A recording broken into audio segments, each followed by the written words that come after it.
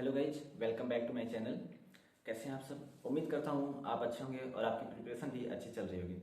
अब तो NEET exam में लगभग 40 दिन का ही समय बचा हुआ है और ये जो लास्ट का समय होता है ये बहुत इंपॉर्टेंट होता है। तो इसलिए आज मैं कुछ पॉइंट्स पे बात करूंगा।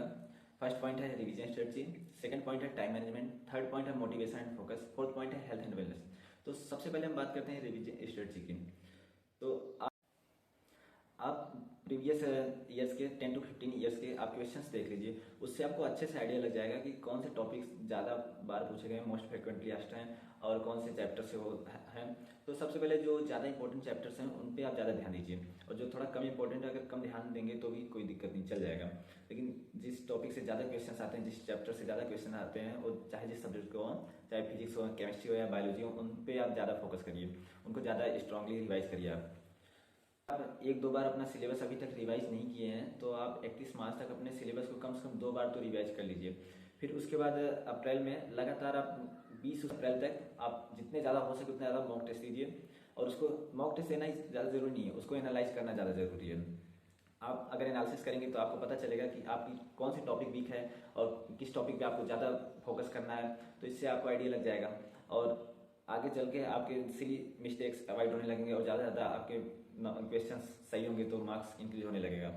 सेकेंड पॉइंट की बात करें टाइम मैनेजमेंट, तो सबसे पहले आपको ये ध्यान देना कि आप जब भी क्वेश्चंस करते हैं या फिर मॉक टेस्ट दे रहे हैं तो आप टाइम लिमिट में दीजिए। अगर आप रूम पे दे रहे हैं तो आप जैसे फिजिक्स के लिए जितना टाइम अलॉट किए हैं आप अपने हिसाब से उतने ही टाइम में देने की कोशिश करें, फिजिक्स के लिए, केमिस्ट्री के लिए एंड बायोलॉजी के लिए।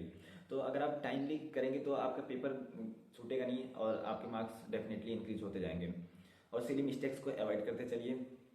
और अगर आप रूम पे भी क्वेश्चंस कर रहे हैं या फिर किसी भी चैप्टर को रिवाइज कर रहे हैं तो आप पहले टाइम लिमिट सेट करिए। उससे क्या होगा कि आप उतने टाइम में अगर रिवाइज कर लेते हैं उस चैप्टर को तो आपके पास और भी चैप्टर्स को रिवाइज करने के लिए टाइम बचता रहेगा, तो आप अच्छे से अपने पूरे सिलेबस को रिवाइज कर लेंगे। और थर्ड पॉइंट की बात करें मोटिवेशन, इस टाइम क्या है कि टेस्ट में आपके मार्क्स इंक्रीज डिक्रीज होते रहते हैं, तो कभी कभी आपको मतलब डिमोटिवेटेड फील होने लगता है। आपको लगता है कि मैं क्या कर रहा हूँ, कैसे पढ़ाई कर रहा हूँ, क्यों मेरे मार्क्स इंक्रीज नहीं हो रहे हैं। तो आप इस टाइम अपने सीनियर से या फिर किसी से आप सजेशंस लेते रहिए। आप अपने टीचर से मिलिए, उनसे बात करिए कि सर मेरे मतलब मार्क्स ऐसे ऐसे चल रहे हैं, फिर क्या क्या करना चाहिए। अगर आपको ज़रूरत पड़ रही तो सजेशन लीजिए उनसे।